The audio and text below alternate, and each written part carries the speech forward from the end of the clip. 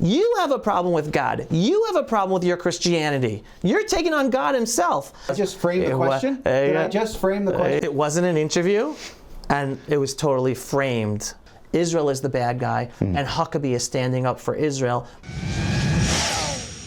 Avi Abelow, thank you for joining us. It's always good to see you. You have a lot of great insight, so I want to jump right in. We're going to talk about the interview, the infamous now interview between Tucker Carlson and Ambassador Huckabee. You mentioned in a recent post you talked about framing, how there was embedded assumptions in Tucker's questions. Could you expand on that? Yeah, first of all, I must say that Ambassador Huckabee did the best he could under the situation. I don't think he appreciated how Tucker was going to actually lead this interview, and he went in really thinking he was going to have a heart-to-heart conversation about the issues, and it was nothing like that. But kudos to him for trying his best. The other important thing to mention for listeners, I believe, is question, why is Tucker Carlson focused so much on Israel when the real enemy in the gates of America today is the jihadi Muslim population out to conquer America? They're conquering Times Square in New York City right now. They have no reason to be praying at Times Square. They have plenty of mosques. It's all about conquest. And yet, not only is he not talking about it, he's totally ignoring it and putting the focus as if Israel is the bad guy. Think about that for a second. It makes no sense whatsoever. But to go directly to your question, in terms of Tucker's framing, I'll give you the most powerful example from his interview with Ambassador Huckabee.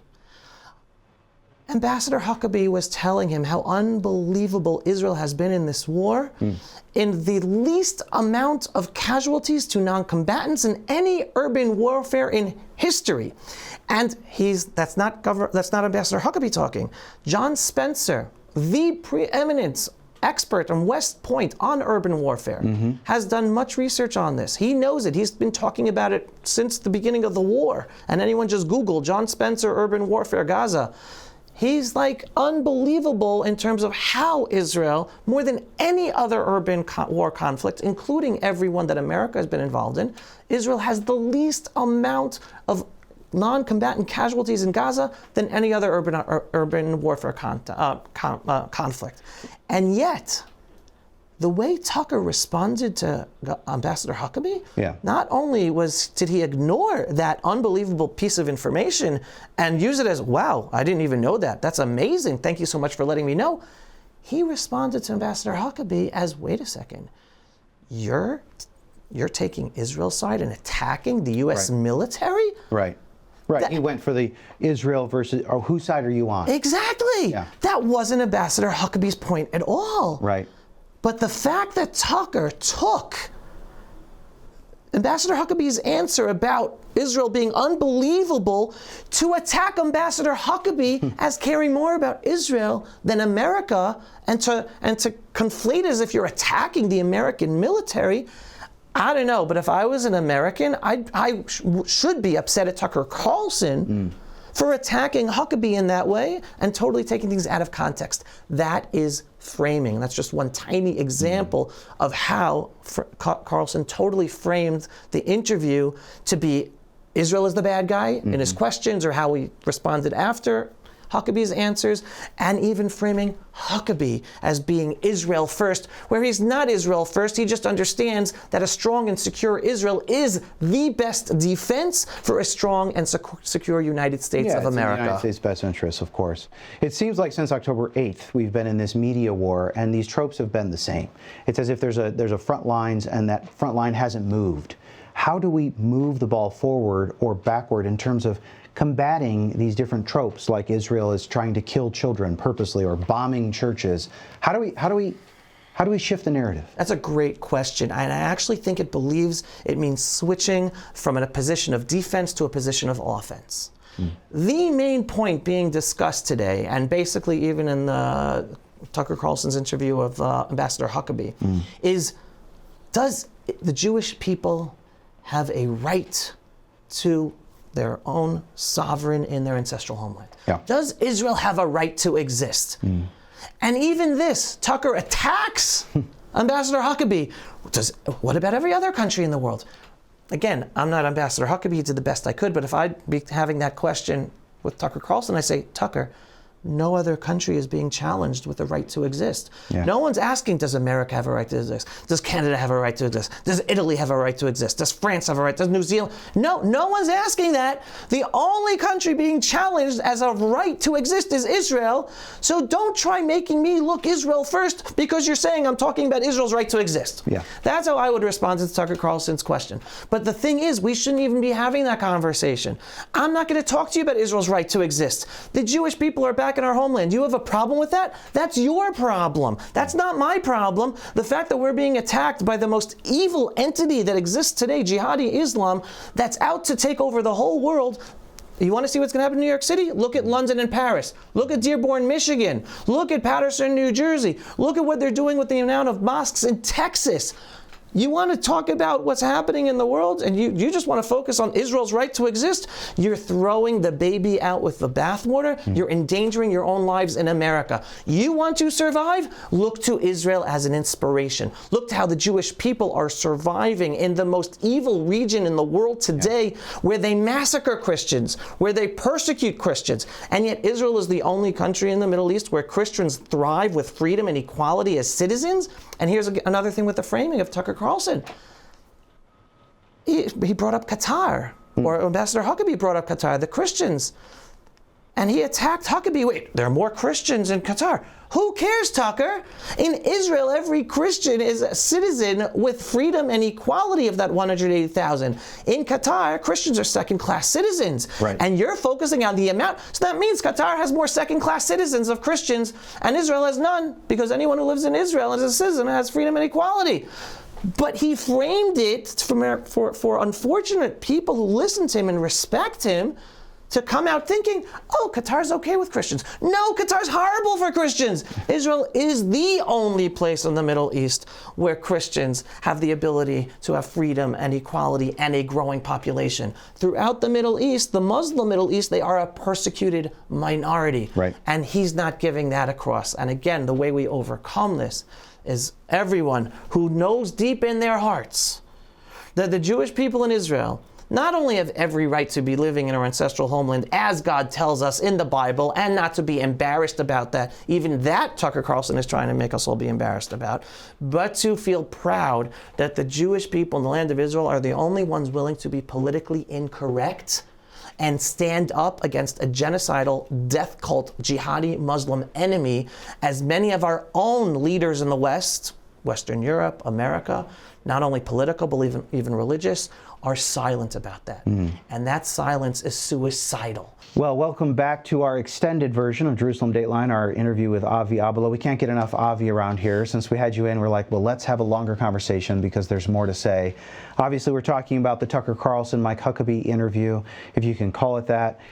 You mentioned again in your Facebook post, you said it was shocking and it was deliberate. You described the interview that way. Why was it shocking and what was deliberate about it?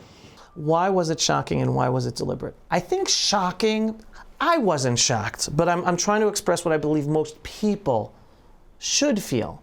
And I believe a lot of people did, especially Ambassador Huckabee himself.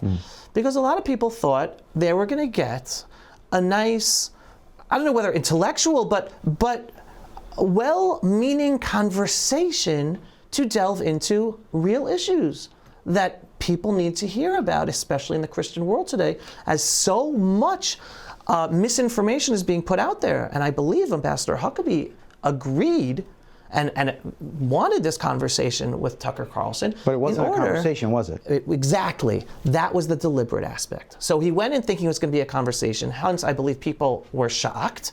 And it was a deliberate entrapment of Ambassador Huckabee.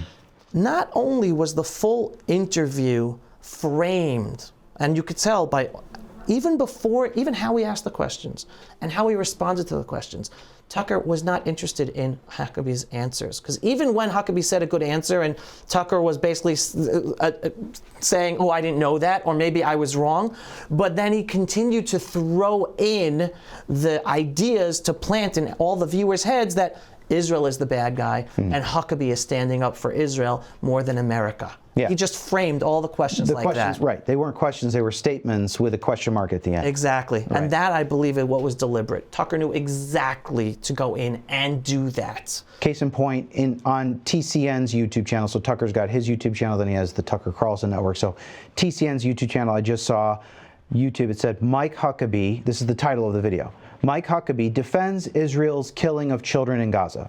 You watched the interview. Did Mike Huckabee defend Israel's killing of children in Gaza? No, it came up in context as Ambassador Huckabee explaining Hamas hires 14-year-olds to be fighters. And he literally said to Tucker Carlson, if your child was a hostage in Gaza and it was a 14-year-old holding a gun standing between you and saving your child, what would you do to the 14-year-old Hamas gunman? That is the context, and it is evil. I'm going to call out, I believe we must respect Tucker Carlson for the brilliant man he is to frame things, but we must respect that brilliant evil and appreciate this is what we're dealing with in order to deal with him and those who follow and listen to him properly and not just push him off. We must call out this brilliant evil he is using. To label it that is just so wrong on so many levels. And again, that just calls out the evil agenda that he and his staff are implementing right now and misguiding people to what Ambassador Huckabee really said. Yeah, that seems like pretty clickbaity in terms of the title. Tucker leveraged his faith in Jesus a lot in this interview. It almost felt to me as if there was a superior, he had a superior view of his faith in Jesus versus Ambassador Huckabee's faith. Would you have that same, would you agree with that? Or what was your takeaway on how Tucker framed his Christianity? Listen, you have much more insight of Christianity and the conversations between Christians than I can. I could talk to you about Jews and the internal conversations and disagreements we have. I can say this. I don't understand Tucker Carlson and those who listen to him within the Christian world who dismiss the Bible. The Bible is clear. He admitted himself, yes, God gave the Jewish people the borders for our ancestral homeland. You don't like them? Take that out with God. Why are you arguing about that with Ambassador Huckabee? And why are you dismissing the fact that God gave those borders to the Jewish people in the Bible? You have a problem with God. You have a problem with your Christianity. You're taking on God himself. Stop taking on with the Jewish people and with Ambassador Huckabee. That's my main issue with Tucker Carlson and everyone listening. Any Christian who's listening to him, I would be questioning his Christianity and his belief in Jesus by him questioning the Bible and God saying, yes, those who bless the Jewish people will be blessed. Those who curse the Jewish people will be cursed. I don't have to be any clearer than that. That's not my language. That's God language in the Bible. He questions that. He has a problem with God, not with Ambassador Huckabee, not with Jews, not with other Christians. And he's unfortunately leading other Christians to be questioning God and the Bible. And if you go in that direction, then you're also questioning Jesus and his belief in Jesus as well. So 5 days ago, leading into this interview with Huckabee, Tucker did another interview with a Dr. Abraham. He's a Palestinian American born in Bethlehem. Now this video is called, and I want to read this, Israel's Purging of Christians from the Holy Land and the Plot to Keep Americans from Noticing. Is Israel purging Christians from the Holy Land? I really hope that some people watching who might be listening to Tucker Carlson hear this exact thing I'm about to say. Tucker Carlson, again, brilliantly evil, lying blatantly to the American people, to Christians, to turn on Israel and the Jewish people. I live right next door to Bethlehem. I used to drive through Bethlehem peacefully before the Oslo peace process in the 1990s. Back then, there used to be, I think, a majority population of Christians. The decline of the Christian population in Bethlehem was not when Israel had rule over Bethlehem. It began and has continued continuously since the Palestinian Authority and the Muslims were given control of Bethlehem. And it has gone down seriously. I think it's only like 12% They are a persecuted minority in Bethlehem by the Muslims. Israel has no control over Bethlehem since 1993, 1994. That's when the decline began. Tucker Carlson is blatantly lying to Christians in his agenda to drive a wedge and hatred between Christians and Jews, instead of telling the truth, which is that it's the Christians in Bethlehem being persecuted by Muslims. Tucker Carlson is leading Christians to be blind, because just as they're being persecuted by Muslims in Bethlehem, and the population in Bethlehem has gone down because of that persecution by Muslims, they are going to be persecuted in Dearborn, Michigan, in Paterson, New Jersey, in New York City, in Texas, in Florida, where mosques are popping up like mushrooms, and they are taking over one city council after another city council, and one educational board after another educational board, and Americans and American Christians are asleep at the wheel, and you're being told to focus on Israel as the enemy, while this jihadi Muslim is literally taking over one city at a time in America, and they are going to be persecuting you in America if you continue to believe Tucker Carlson's lies. In that same interview, Tucker gave Dr. Abraham 66% of the time, meaning in the interview, Dr. Abraham spoke 66% of the time and Tucker the rest. In the interview with Ambassador Huckabee, Tucker spoke 60% of the time and Ambassador Huckabee the rest. How do you respond to that? Well, I think you just basically made it explicit. Did I just frame the question? Did I just frame the question? Yeah. I think I just framed the question. It wasn't an interview, and it was totally framed as a hit job by Tucker Carlson. Mic drop. That's it. That's it. Final question. It was an interview, but we all know it was a debate. Who won? Huckabee won on facts. Tucker Carlson won on framing. Meaning anyone who was interested in the facts, they'll walk away, oh, Ambassador Huckabee did a good job. Anyone who is not familiar with the facts and already came in skeptical about Israel's position because of the lies they're hearing already, whether days, months, or years from Tucker Carlson and his ilk, he walked out thinking that Tucker Carlson had a slam job and Huckabee didn't come out strong enough. Avi, as always, we always appreciate your insights. So thanks for joining us for this extended interview. Thank you so much, Josh, for having me. It's always a pleasure. If you want to see more of our reporting from Jerusalem, follow our CBN News YouTube channel.